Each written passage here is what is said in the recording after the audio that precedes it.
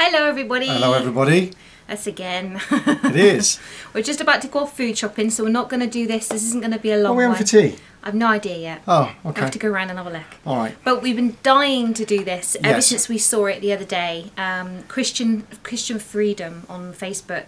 He does a lot of research. Christian Sparlow, because he's known. Excellent on YouTube. work. Really great work. Brilliant and this work. particular article that he's produced here is amazing. Absolutely spot on. And I've got a laptop in front of me, so I can read it in a second. But carry on, love. No, I was just going to say, and it just really brings home exactly how the Watchtower Corporation, I should call them, because this is exactly what they are. A money-making money-making corporation. A very rich one at that. Yes. How they will twist and manipulate things to their advantage in order to keep their wealth.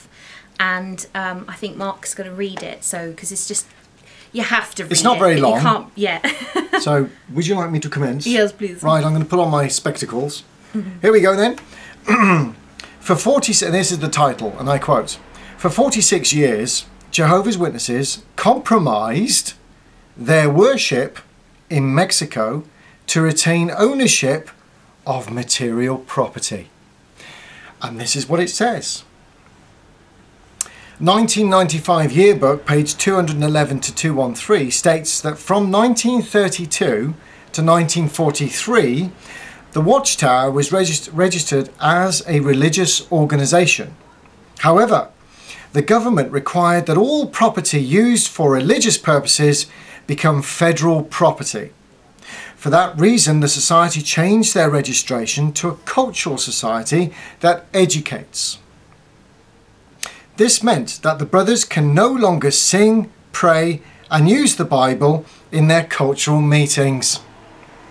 This way, they sacrificed the worship of Jehovah, singing praises to him and using the Bible, because owning their property and assets was much more important than praying, singing, and using the Bible. They made the government believe that they just educated people culturally and were not in any way a religious organisation. 99.9% of Mexican witnesses today don't realise that the governing body chose to do away with public worship in order to keep their assets.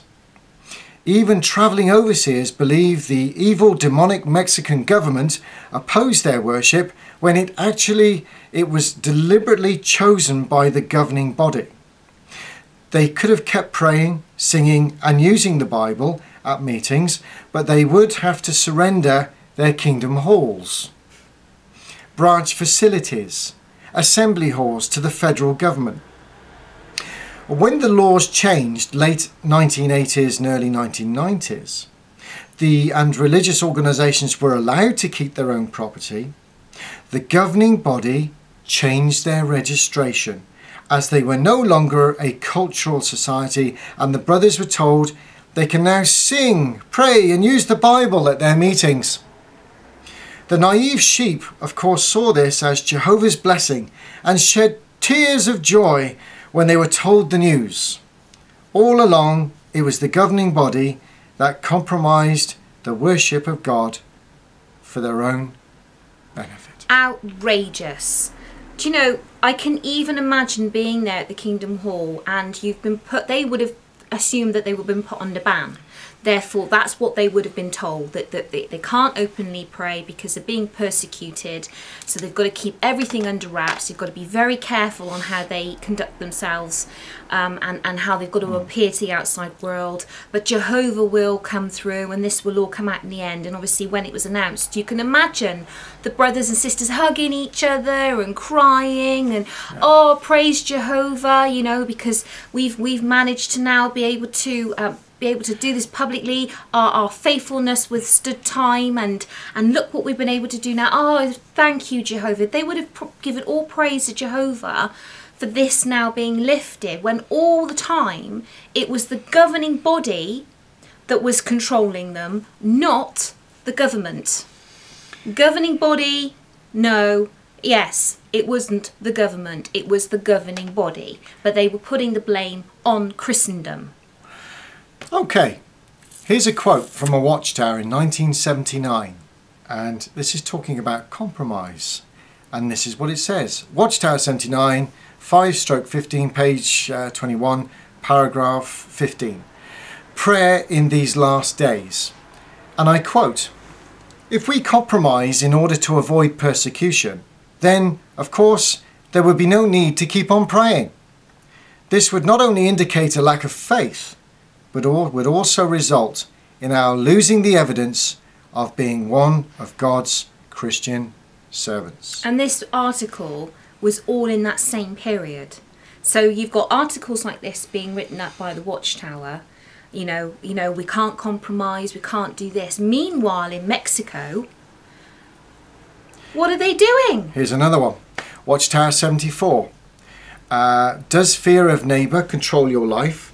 Those few of Jehovah's Witnesses who denied their faith while in the German concentration camps during World War II were held up to ridicule before the entire camp by the Nazi officers, reviled as hypocrites and cowards. Some of them were asked, "Now that you have denied your God Jehovah, what God will you serve?" We have another one. This is another classic. Watchtower 1970. When building disciples motivate the heart. Malawi. When a Christian witness of Jehovah of Nitifire village was beaten for refusing to purchase a political card, Banda's youths took a knife and made cuts encircling his arms and then his legs and inflicted many cuts on his head. Other witnesses had 6-inch nails driven into their feet. Bicycle spokes were forced through their legs, and then these Christians were told to run. Still others were tortured with a burning stick placed against their arms, legs, head, and entire body.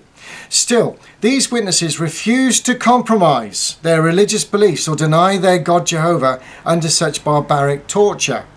They may be called upon someday to prove you may be called upon someday to prove your faith. How will your faith stand up? How dare they write something like that when meanwhile, back on the farm, they're actually denying it all for the sake of financial gain. When other churches that they call Christendom surrendered their assets so they could continue to pray and continue to worship. But the Watchtower are calling Christendom and all of that whole other faith-related religions and everything at the time as evil and non-godly, when they actually gave their assets up. What did the Watchtower do? They retained their assets. They held on to their finances. Kept wealthy. They kept wealthy and kept all of the sheep in complete and utter denial knowledge. There's no knowledge there at all. They completely kept them blinded. So there's a blind blanket placed over everybody that basically says these are the reasons why you have to do what you have to do now. And then when the law changed, now we can say that we can bring in something else. But it was all subterfuge. It was all mirrors within mirrors, smoke and mirrors, as they call it. Yeah. The sheep who will follow with 100% faith in the governing body are completely blind to actually what's really going on here. And Raymond Franz brings that out very clearly in his books about the things that he witnessed and experienced and indeed was involved with some of these decisions that were being made, and how the real decisions were being held back from the congregations. And this is no different. While you've got people in Malawi being tortured like that for their faith, and this is not a ridicule thing here, they were really under the cosh for that and being severely persecuted. At the same time, you had a governing body that were looking to compromise wherever they could to protect their assets. See, the way that I'm getting cross now, because the way that it comes across is because the actual sheep have more faith and dedication to their religious beliefs and what they've been taught, and what they truly believe is right, than the ones sitting on their little their precious little seats up in Pennsylvania, or Pittsburgh, isn't it? Pittsburgh. Pennsylvania. Pittsburgh, Pennsylvania. Oh well. They're sat on their seats up there. Not the ones in Brooklyn, Bethel. It's the higher up. It's further up the chain you go. They're sat there and they're telling all you followers, you should be doing this, you should be doing that. When it comes to it, would they do that? Would they actually would they actually sit there and be tortured? If you've done your research, then you'll know all this already. But for those that are waking up and just starting to look at research, there are books and internet surveys out there and the things that you can look at that show very clearly that right from Russell and Rutherford all the way through the presidents and then onto the governing body, there has been a two-tier system of do as I say, do it, and not what I actually do. Yeah. So there are a lot of things that they were publicly preaching, but at the same time doing something completely different. And there are factual evidence, lots of evidence on that. And this whole area of actually not telling people that they're hedge funding, for instance, they'll never admit that. Or they were part of the UN for 10 years. That they actually hedge fund, and they are doing it now. They have financial portfolios on the go all over the world and mixing with the financial predators of the world. There is evidence that they've attended these hedge fund meetings, but you won't see that in a watchtower, will you? No. The other thing that that just winds me up is the fact that you see all of this financial thing going on. They don't tell you anything about it at all. They keep it all hush hush. They're letting people to be tortured in different lands. They think that's okay. Then they write articles on it to try and instill faith and almost like a guilt trip on other people in other countries that may compromise small things and say, well, these people are being tortured for their faith. Why, so it's almost like they're putting a guilt thing over the Western world, where things like this don't happen as much as they do in other countries. I mean, you've got it all happening at the moment, haven't you, where Christians are being killed for their faith, they're being hung from trees, they're being tortured, they're being cut up. It's happening at the moment, and there are Christians being tortured and persecuted all over the world. Yes, there are. It's not just witnesses. No. So for them to pick up one or two stories to put a guilt trip on everybody else that, well, this is what this person's had to deal with and people are dying for their faith, it's instilling this complete fear of, well, I've got to do this, I've got to do that, I've got to follow them. If they say something, I've got to do it. It's just, but they won't do it themselves. No, and it turns our stomach now. We didn't see any of this when we were in, and most witnesses that are in now don't see it until they actually start doing their research.